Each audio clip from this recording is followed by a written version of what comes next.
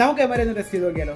അതായത് നമ്മുടെ ടെക് ലോകത്ത് നിന്ന് ഭയങ്കരമായിട്ടുള്ള വാർത്തയായിട്ടൊക്കെ നിൽക്കുന്ന DeepSeek അതിന്റെ തലതൊട്ടപ്പനായ ChatGPT നമുക്കൊന്ന് ഒരു ക്വസ്റ്റ്യൻ ചോദിച്ചിട്ട് എങ്ങനെ അവർ റെസ്പോണ്ട് ചെയ്തു നോക്കാം. അതിനായിട്ട് ആദ്യം ഞാൻ DeepSeek അടുത്ത് പോയിട്ട് ഇലോൺ മസ്കും നിക്കോള ടെസ്ലയും തമ്മിലുള്ള ബന്ധം എന്താണെന്ന് ചോദിച്ചു. അപ്പൊ അവർ തമ്മിൽ പ്രത്യേകിച്ച് ബന്ധമൊന്നുമില്ല. പക്ഷേ ടെസ്ല എന്നുള്ള കമ്പനിക്ക് ഇലോൺ മസ്ക് പേര് നൽകിയതിന്റെ കാരണം ഇലോൺ മസ്കിന് നിക്കോള ടെസ്ല എന്ന് പറയുന്ന വ്യക്തിയോടുള്ള ആദര സൂചകമായിട്ട് ഇട്ടതാണെന്നുള്ള ഒരു മറുപടിയാണ് എനിക്ക് കിട്ടിയത്. പക്ഷേ അത് അങ്ങനെയല്ലെന്നും മാർട്ടിൻ എബറാർഡും മാർക്ക് ടാർപ്പനിങ് എന്ന് പറയുന്ന രണ്ട് വ്യക്തികൾ 2003 ഫൗണ്ട് ചെയ്യുകയും 2004 മാത്രമാണ് നമ്മുടെ ഇലോൺ മസ്ക് ഇതിനകത്ത് ഒരു 6 മില്യൺ ഇൻവെസ്റ്റ് ചെയ്തുകൊണ്ട് ഇതിലേക്ക് എൻ്റർ ചെയ്യുന്നതും എന്നാണ് ഞാൻ നേരത്തെ കേട്ടിട്ടുള്ളത്. അതറിയാന്നുള്ളതുകൊണ്ട് ഞാനിത് അങ്ങോട്ട് ചോദിച്ചു. അപ്പോൾ തനിക്ക് പറ്റിയത് ഒരു മിസ്റ്റേക്ക് ആണെന്നുള്ള രീതിയിൽ യഥാർത്ഥത്തിൽ ഇലോൺ മസ്ക് അല്ല നെയിം ചെയ്തത്, ഇവർ തന്നെയാണ്, ഈ പറഞ്ഞ ആൾക്കാർ തന്നെയാണ് എന്നുള്ളത് രണ്ടാമത് കറക്റ്റ് ചെയ്ത് തരികയും ചെയ്തു. രണ്ടാമത് ഞാൻ ChatGPT അടുത്ത് ഈ ചോദ്യം ചോദിച്ചു. ChatGPT അങ്ങനെ ആയിരുന്നില്ല. കറക്റ്റ് ആയിട്ട് ഇവർ തമ്മിൽ പ്രത്യേകിച്ച് ബന്ധങ്ങളൊന്നും ഇല്ല എന്നുള്ളതും ടെസ്ല എന്നുള്ള പേര് നൽകിയത് പോലും ഇലോൺ മസ്ക് അല്ല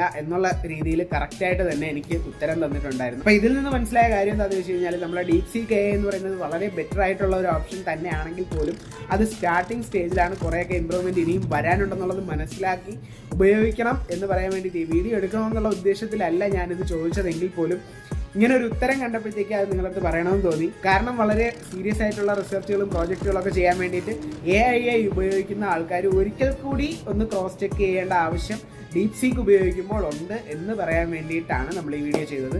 ഭാവിയിൽ വളരെ വളരെ മികച്ചതായിട്ട് തന്നെ ഈ DeepSeek ഒക്കെ വരും എന്നുള്ള കാര്യത്തിൽ യാതൊരു സംശയമില്ല. എങ്കിലും അതുവരെ നമുക്കൊന്ന് ക്രോസ് ചെക്ക് ചെയ്തൊക്കെ ഉപയോഗിക്കാം.